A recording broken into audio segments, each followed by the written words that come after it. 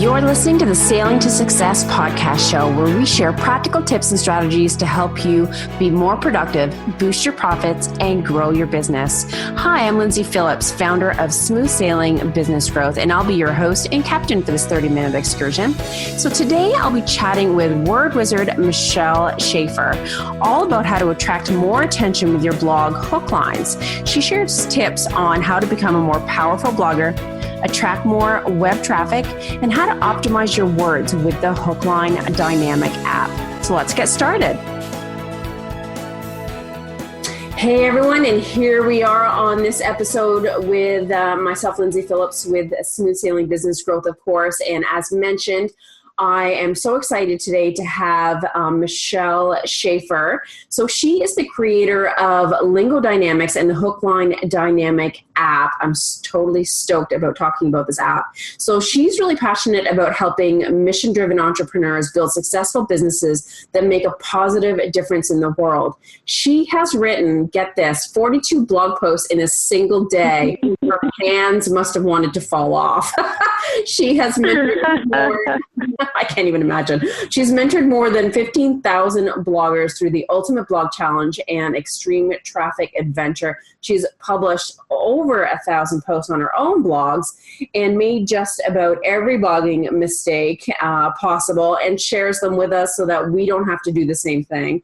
So a typical day in Michelle's life includes a whole lot of coffee, I hear you there, obsessive blogging and content creation, coaching awesome and fabulous entrepreneurs, and working behind the scenes to support her amazing clients with their blogging and their marketing. And apparently she loves a little bit of sci-fi in there as well. It's always good to have a secret, what do you call that? A guilty pleasure? Yes. And possibly a glass of wine at the end of the day, right? Oh, that's always a good idea too. Absolutely. Thanks so much for having me on the podcast today. Yeah, thanks for joining us. And like we spoke about before, blogging is one of my favorite content marketing elements. It's such a great way to be creative, but get such good content out there. And for me, I love reading blogs. I do that more than watching videos, listening to podcasts. Mm-hmm. Everybody learns differently, right? Right. Absolutely. And I'm the same way. I find that blogging is so convenient both for me because I can write at any time, when I've got the time in my schedule, and then set it to publish at the right time. And my clients can come on demand and get the info they're looking for, so it's a really great way to build that audience. Absolutely. I totally agree. So what fostered your love for blogs? Well, it's been an interesting journey. I tell people all the time, it was kind of accidental. I actually started working online in about 2000. So I've been at it a while. And by about 2008, I realized, I'm a slow learner sometimes. I'm proof that anybody can succeed with this. I realized my clients kept asking me the same questions. At the time I was helping, working home moms and small business owners get set up with websites. And so we'd put together their website. Yeah. Everything's, functional, the buttons work, you can buy things on it. And they'd come back to me with, okay, but how do I get people to see it now? How do I get traffic to it? Nobody knows it exists. And so I started answering that same question over and over again. And it occurred to me, okay, if I publish this answer somewhere, I can stop typing up the same email. So, back then WordPress wasn't real big yet. Blogging it hadn't exploded like it had now, but I thought, okay, what's the fastest way I can start publishing articles online? I'm like, oh, I'll just install WordPress. Here we go, And so I didn't even actually start out with the intention of blogging. My intention was just, let me save time, and I'm sure more people have this question. So I started basically publishing articles that I didn't even think of as a blog. It was just my space to share, okay, here's the question I get, here's the answer to it. And then I started realizing that clients were finding me. People were coming to me because they'd read the blog post and going, oh, you know how to do this. Can you help me with it? They're hungry for information. And I started realizing, oh, if I do this intentionally, this would really work to grow my business. And so it kind of clicked in my head, oh, this is how blogging works. Right. Because I kind of accidentally saw the potential of it. And so from there, I started really learning content marketing and figure out, okay, what am I doing that works? How do I make that work better? What else do I need to be doing? And that's how I started my blog. And, fast forward almost 10 years later, and here I am. Yeah, that's awesome. I love where you had one intention in mind and it brought different results. That's cool. So what kind of blogging mistakes have you made across, or I guess, what are some of the 3 biggest mistakes that you and other people make? Okay, so some of the biggest mistakes that I've seen over the years and that I've made too. One that I think, one that a lot of people make that I absolutely made when I first got started, especially because of the way I kind of fell into it, was thinking that all I had to do was write content and put it out there. I very quickly realized that while that does get some people coming in from the search engines, from other people sharing, you have to be intentional about how you promote your content if you really want to get it out there to help the biggest number of people. Right. So that's a mistake I see a lot, is people focus all their time on creating the content and not on really getting out there, sharing it, letting people know it's there. So that would be number one, is not having a promotional plan that you follow. That one is huge. So that's definitely something that I work a lot with for my clients, for my audience, is what are the steps you take after you hit publish? Because when you hit publish, that's when the fun actually begins, so getting it out there, getting people to read it. So that's number one. Number two, I think, would be not understanding who I was talking to, especially at first. Because I was trained like most of us. I went through school and you learn to write a certain way. Yeah. You learn to write in, X number of paragraphs. You start with your opening paragraph. You have a topic sentence. You have your supporting sentences. Then each paragraph supports those sentences, right? And then you have the wrap up. Yes. And so many of us don't realize that when it's your blog, you have permission to do it differently. You sit down and write like you're speaking to a friend at a coffee shop, right? And it took me a while to make that transition and go, okay, I'm not writing for my 7th grade English teacher. No one is grading me on this. And to figure out that it's one of those things that if you approach it from the perspective of who am I really talking to and how can I really be of service to them, and writing your content that way, it completely transforms how you approach it. And it's a whole lot more fun. Yeah. So that would be the second thing, is really just identifying who is it that you're talking to and what voice do you want to use to speak to them. Because, most of us, unless your audience actually is academics that, all have PhDs, most of the rest of us aren't looking for that type of reading. I can go research academic papers if I want big words. Yeah, exactly. So that would be the second thing, is really figuring out who are you talking to. And the third thing, I think, is not realizing that it's actually my job to kind of put on flashing lights and be that person spinning the sign at the intersection, so to speak, and saying, hey, I'm over here, come find me because I can help you. Right. And what I mean by that is I didn't realize that not only do I need a promotional plan, but I have to be able to grab people's attention. The biggest thing that I see when I review blogs and I help clients figure out, okay, I'm sharing really valuable content, why aren't I getting traffic? And people tend to think, okay, people just don't want to hear what I have to say. I must not be interesting. I must not be unique. And we blame ourselves for people not checking out our blog. And, we think we're doing everything right. And so then we think it must be a flaw in us that nobody's actually interested in our content. When 99.9% of the time, we're actually sharing fantastic content. It's really valuable. And the right people absolutely want it. We just haven't figured out how to get their attention in the right way with the way that we write our titles, our social media updates. It's not attention grabbing enough. And it's tough because that's another thing. We're not taught that in high school or college. Nobody says, it is. It is. Nobody says, here's the words to use that will grab someone's attention. Now, we know them when we see them. I mean, how many times do we go through checkout and that tabloid some star, And so we tend to associate it with that, not realizing that it's that concept of how do I grab attention and how do I put those flashing lights on just for that moment is what actually helps us be able to help people. Yeah. And so that's the third biggest thing. And that's actually probably the biggest mistake, but it kind of comes last because you've got to have some content and know who you're talking to. True, exactly. And get it out there to be able to dial in your messaging. So those are three mistakes that I have definitely made over the years that it's something that you constant improvement on it. Yeah, and that totally makes sense. And I remember seeing on your website, you spoke about like different parts of that, I guess, attraction, if you will. Mm-hmm. And you mentioned like hook lines, leads, and then the body. Can you kind of explain what those are?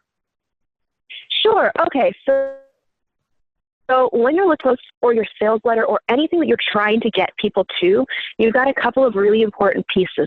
And it helps to break them down and look at them one at a time so you can just focus on each piece, right? So your hook line is whatever that first piece of data people see is that grabs their attention, kind of like a fishing hook. So for a blog post, it's your headline. Because when people see your post on Twitter or on Facebook, or you send out that email with a subject line, you've got one shot with, less than 10 words to grab their attention. If that doesn't do its job, it doesn't matter how amazing your blog post is, they're not going to find it and read it. Can I and the same is true of... Can I just go ahead with a question? Because I Sure. have quandary in my head on a regular basis. It's like there's a sexy headline that's going to hook somebody.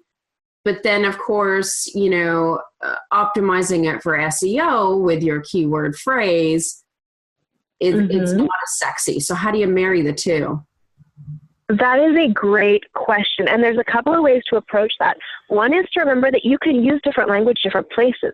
So, for example, when I'm looking at a blog post and my intention is to get search engine traffic to it, I will put a headline in that has my keywords, and I'll try to make that one, attention grabbing as well. But when I write my updates that I'm going to share on social media, I write a totally different headline. Right. In fact, when I write my headline that I'm going to use to promote the post, I actually do a list of 10. And what I do is go through what's called the VABROM principle. I don't know if you've heard of that before. It's something that I teach my clients, where you look at how does this play into vision, anxiety, blame, reality, opinions, and monsters. They're things that grab people's attention. And then I look at what's a question that relates to the post, what's a statistic or a number. And so I've got 10 things I go through. I write a headline from all of those angles.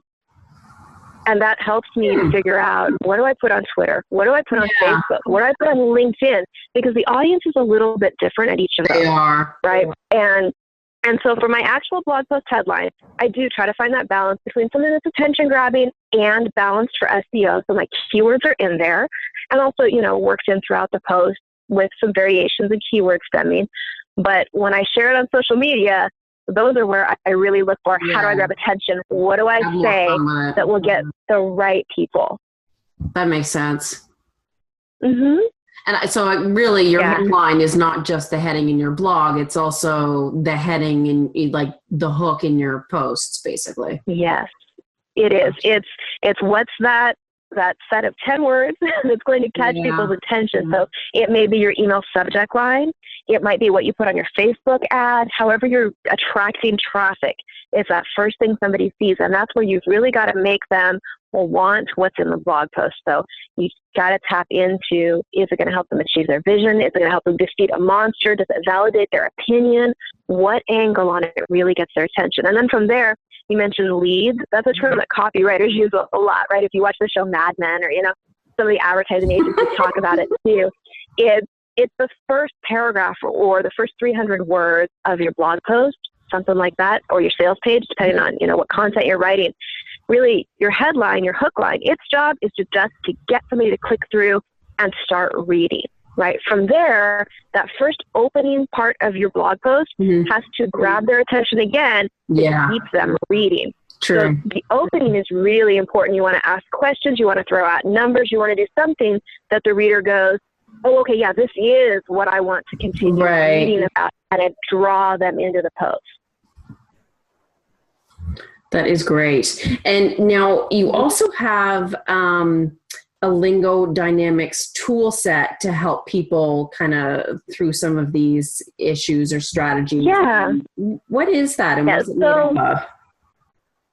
That's a great question. It's something that kind of grew out of both my experience with blogging and my experience trying to grow my business. So I'll share kind of a personal story with you. You know, when I was probably about 8 or 9 years into my business, and I realized I needed to transition where I was at from working one-on-one to scaling up. So how do I start working in groups? How do I reach more people? Kind of, okay, deep breath, the big girl, let's go to the next level in business, right? I'm sure a lot of your listeners can identify with you when you know it's time. And so I knew it's one of those things, you don't know what you don't know yet, right? You need an outside perspective sometimes. So I reached out to a coach, and I got on a call with a coach, and basically half an hour later, I felt like I was never, ever going to succeed, and I might as well give up. Aww. Because what she ran me through was one of those pushy sales pitches where they say, okay, here's why you're not succeeding. It's because you're not willing to invest in your business because you're not choosing to hire me for $10,000 plus. Now, I had researched the coach, and I didn't realize she had raised her prices. I was absolutely ready to invest what I was expecting because I wanted to work with the lady. Yeah. And it was one of those moments where, you know, we had this horribly awkward conversation where she told me, well, didn't I have a credit card I could put it on? Couldn't I split it between multiple credit cards? OMG. At the time, I honestly didn't. But she told me I was lying to her. And it was like mind-blowing to me because I hadn't been in the coaching world yet. I didn't realize there were scripts that led people to sell that way. So now looking back, I understand she was following a script. But what I took away from it at the moment was I feel horrible. Because this person was telling me I'm never going to succeed. And I didn't understand the approach of dig into someone's pain and tell them they're going to fail without you so then they'll pay you. And that's not how I choose to sell. It's not who I want to be in business. No, and I respect it. You know, for some people, you know, it's an approach. It's not one I prefer. But then it was probably a year later, I finally got brave enough to reach out to another coach.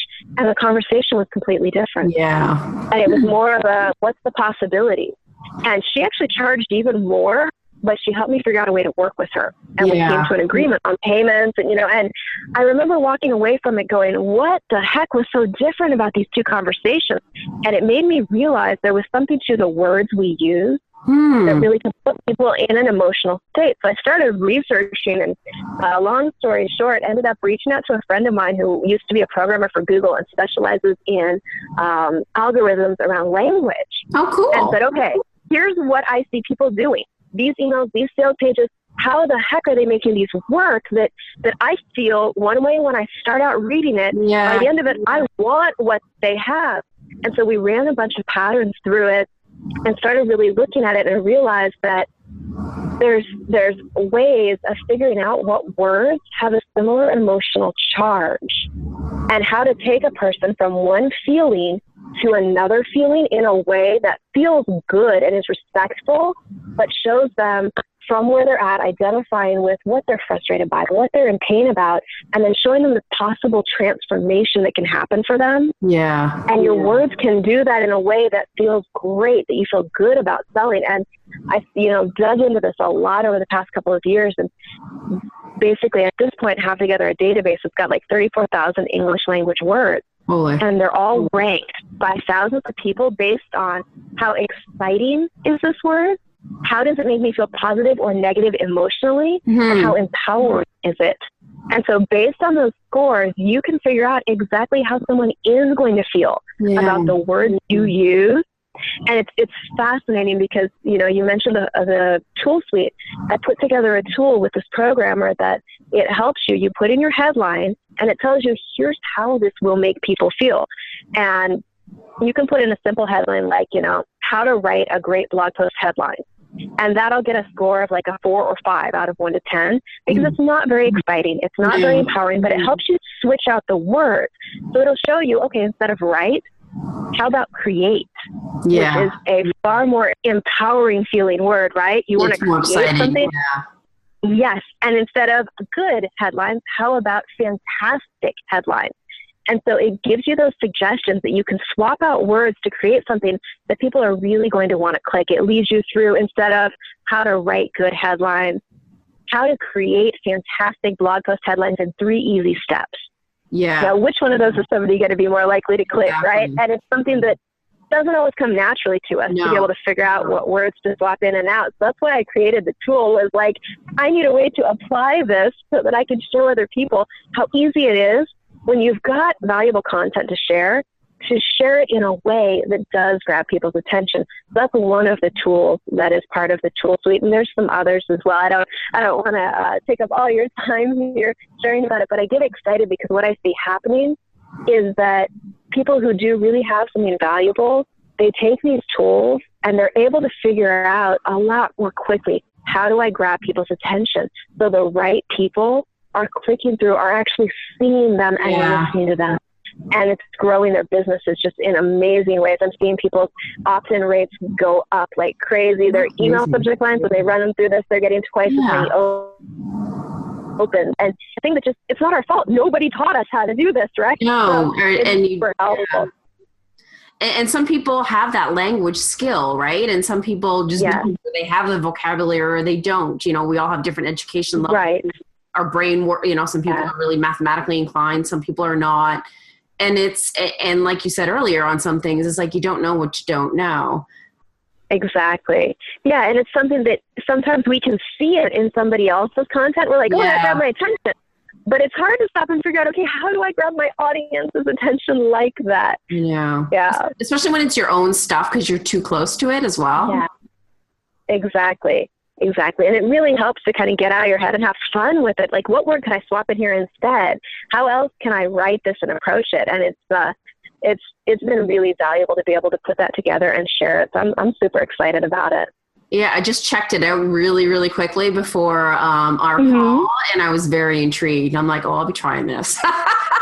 Because it makes it dynamic, right? And you can get in a rut of using the same words and the same, you know, format. And but I imagine once you kind of use it and you're more aware of the language that you're using, it's like you're going to stretch that muscle that's in your brain. Yes.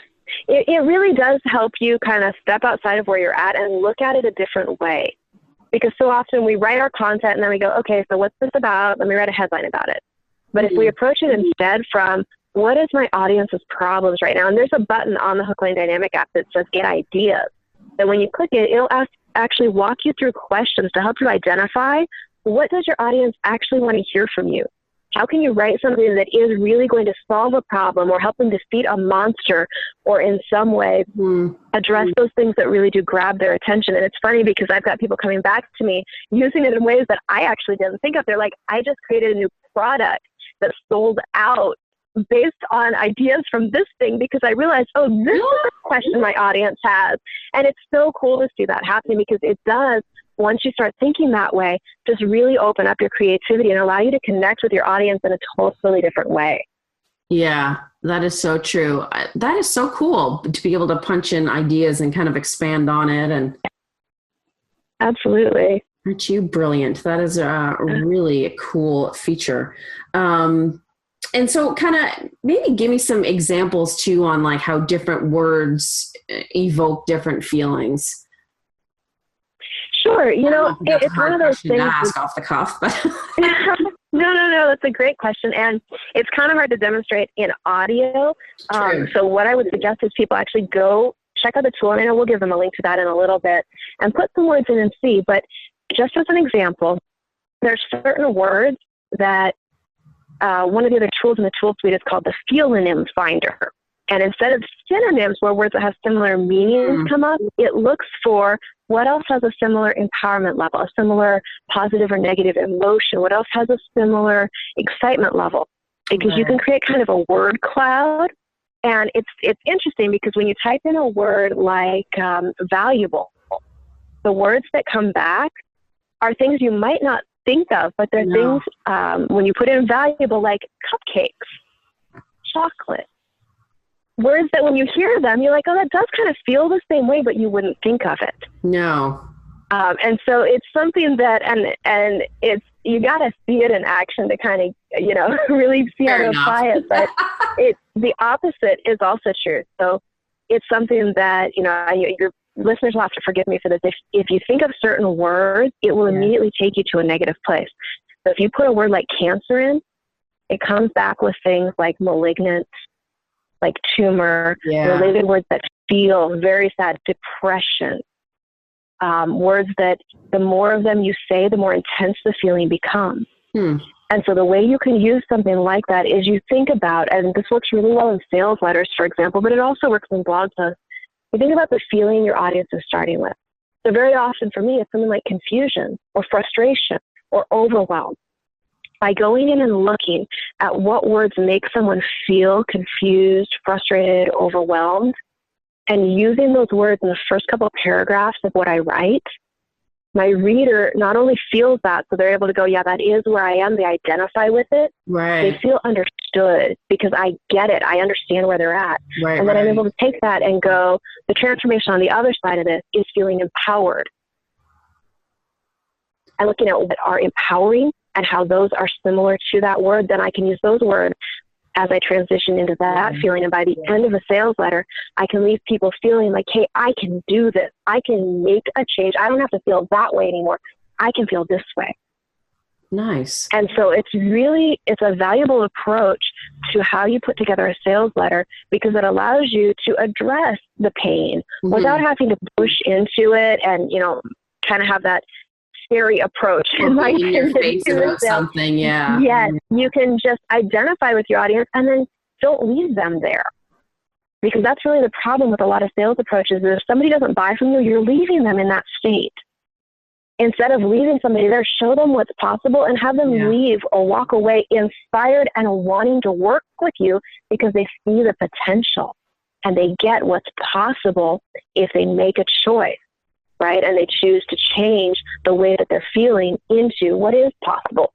And I've got a great video we can make sure that your listeners get access to that explains much better how to actually do that, how to apply that in your business. That's perfect. And have you found any new trends in blogging in the past year that maybe we didn't used to do, 5 years ago? Oh, absolutely. So trends in blogging. Blogging has changed so much over the past few years. It used to be enough to just put content out there constantly and you would get search engine traffic, you would get people coming because there wasn't as much noise. There is so much noise and saturation now that you really have to identify to what your unique value is and really bring that into your blogging. So what is your perspective? I found that what's working now really is two things. One is being brave enough and bold enough to tell your story and to share more from your own perspective, your own experience, because that's something that nobody else has. That is and true. So when you share that way, it allows people to connect with you differently. So really telling stories, sharing with people how you got to where you're at, how you learned different things, because we all have amazing stories if we're willing to tell them. And so that's one thing that I'm seeing is really necessary now, is really connecting with people in more of a personal way. The other thing is really being intentional about promotion. I used to do blog challenges where the content was the focus, where we would just put out a blog post every single day for a month. Worked great. Now, I don't do that at all. The way I approach it is blog 2 or 3 times a week, but write this type of post that you can enroll other people in helping you promote. So featuring other people a lot more, telling a lot more stories, doing interviews, doing podcasts, and having a very, very focused and intentional promotion plan, because it's really one of those things that nowadays you've got to push your content out there and get people to notice you. So those are the 2 biggest trends I would say that I see is it's really become a lot more about who you are, what's unique about you, and how you share that with people and get their attention with. That's true. And I have noticed, some people do it and some people don't. Some blogs are more salesy than others. Like some blogs are, it's a blog, but then at the bottom, even 3/4 of the way down, you're like, this is leading somewhere. And then I can't even think of what it was, but to join something or take a course, or so the blog was written. It was almost like a long sales page, and it started off as a blog. But or there's some blogs which from a marketing perspective, I'm like, damn, that's smart. From a personal perspective, I'm like, oh man. But I get it. So go ahead. No, you're good. But I was just going to say, I get it, because sometimes And I do see the same thing happening. Sometimes it feels like a bait and switch. Yeah. And other times it feels like, oh, okay, this is a cool next step. Yeah. Yeah. Because I think it's really important to be aware of how what you're doing is making your readers feel, and keeping in mind who your audience is. So if your blog is for new people who are just coming into your universe, so to speak, and this is their first introduction to you, you know, we don't generally go up to somebody and say, hey, will you marry me, right? Yeah. You guys have all heard that analogy if you've been in marketing very long. We start with, hey, let's have a cup of coffee and a conversation somewhere safe. You know, there's levels that you go through with that. The cool thing about a blog is you can very quickly take somebody from let's have coffee to let's get married if you approach it right. But you have to be careful that you don't come off as the creeper in the panel van when you do it. And so that's something that, you know, it's what I would be able to do is a couple of things. Number one, always know what your goal for a blog post is. If your focus is building up a membership site or promoting a program or, you know, whatever that next step is, be aware of it, but figure out what makes sense for this blog post. Yeah. And if the next step is eventually a program, maybe first you want to invite them to a free resource that's related to the blog post. And from there, they're on your list. Then you start marketing to them with the upsell offers and the different things that you've got. But one thing that can work really well to kind of take your own temperature, so to speak, and figure out, okay, am I being a little too much here, is look at your headline, look at your first paragraph. What did you promise? What got people's attention? Did you fully deliver that before you got to any sort of sales offer? Because most of the time when we feel a bait and switch, it's because what the blog post does is it grabs our attention. We think it's going to solve problem X, but all it really does is tell us why X is a problem. And if we pay, we'll get the solution. Yeah, exactly. Yeah, that's where. So make sure. Sure. Yes. So what you want to do is either make the headline clear that you're just going to talk about why something is a problem, or change the blog post so that you give part of the solution in it. Doesn't mean you have to give the whole thing away, but you can say, here's 3 action steps that will help you start to solve the problem. And if you're looking for a next step to solve it faster, here's how I can help you. So you can kind of bridge things that way so that you are delivering what your headline promised. Because you guys know, especially when we're on Facebook or somewhere else, we all click those headlines that we're like, wait, who did what? Who did what? We click through and we're like, oh, this isn't even about that person. You know, it's just clickbait. And you don't want to come across that way, because what a blog ideally should do is help you build trust with your reader. That's the number one goal, is help them see you as someone they can trust who's going to help them solve their problem. Yeah. And if you keep things in that perspective and run it through that filter, then you're going to be okay. And it's something that if you've made that mistake before, it's not like the end of the world. It's like anything else in blogging. You just fix it and keep going. Yeah. Exactly. So that would be my 2 cents on that particular trend. Awesome feedback. And you're so right. Yeah, you have a lot of great insight. How we've run out of time, I don't know. That there's still many more questions I have for you, because this is my favorite topic. Well, thank you. We'll have to do a part 2 sometime for your audience. I know. Seriously. I love, being in content marketing, there's always room for improvement. There's always, fresh approaches. And no, you've given us a lot of great insight. I really appreciate it. Thank you. I appreciate you having me on the show today. And I know you have a great gift for our listeners as well. So I would love for you to share that and how people can get in contact you to help them. Absolutely. So for everyone listening who's curious about the tools we're talking about and how you can start applying this to really get more people clicking on your blog posts, on your emails, and get more attention on what you're doing, you can go to hooklinedynamic.com/smooth sailing. And you will find a page there that will let you set up a completely free account to get access to the tool set. And from there, I'll send you the videos that Lindsay and I talked about that will help you apply this to what you're doing. So I invite you to check that out right now and get your account set up. Awesome. That sounds great. And I know I will be using your app moving forward to boost my hook lines. Awesome. Perfect. So thank you again. I really appreciate you coming on. You've given us some great feedback and insights for myself and the audience. Awesome. Thank you so much again for having me on today. And I look forward to seeing what you do with the tools as well as what your audience does. Exactly. So of course this episode, guys, will be at sailingtosuccesspodcast.com. You'll see once you hit there that you'll also find my videos and blogs and some other great resources. And of course, if you are looking to attract and acquire more customers faster with great content marketing, you can go to smoothbusinessgrowth.com. So until next time, folks, I wish you all a really productive and profitable week, and may the winds always be at your back.